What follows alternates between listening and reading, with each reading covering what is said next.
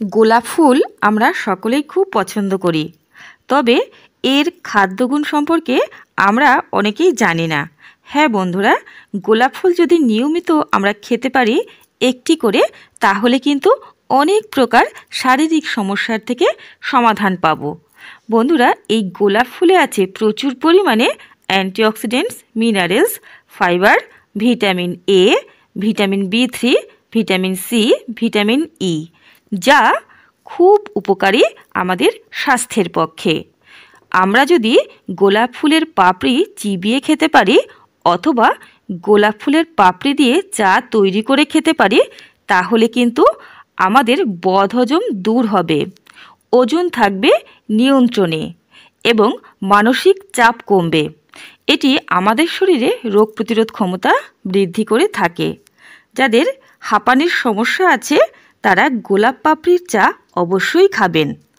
এছাড়া গোলাপ পাপড়ি বেটে যদি তার সঙ্গে একটু মধু ও দুধের স্বর মিশিয়ে ঠোঁটে এবং ত্বকে প্যাক হিসেবে লাগাতে পারি, তাহলে ত্বকের উজ্জ্বলতা বৃদ্ধি পাবে এবং ঠোঁট হবে গোলাপি আভাযুক্ত। বন্ধুরা, এছাড়া গোলাপ পাপড়ি গরম জলে ফুটিয়ে যদি সেই জলটি একটু ঠান্ডা করে যখন ঈষদুষ্ণ অবস্থায় আসবে, সেই জলটি দিয়ে আমরা নিয়মিত স্নান করতে পারি, তাহলে কিন্তু ত্বক থাকবে সুন্দর, মসৃণ এবং সুগন্ধযুক্ত। এছাড়া স্নানের জলে যদি আমরা গোলাপ পাপড়ি মিশিয়ে নিতে পারি অথবা গোলাপ পাপড়ির নির্যাস মিশিয়ে নিতে পারি, তাহলে কিন্তু ত্বক সুন্দর থাকবে, মনও থাকবে তরতাজা। কারণ গোলাপ ফুলের যে সুগন্ধ তা আমাদের মনকে সতেজ রাখে।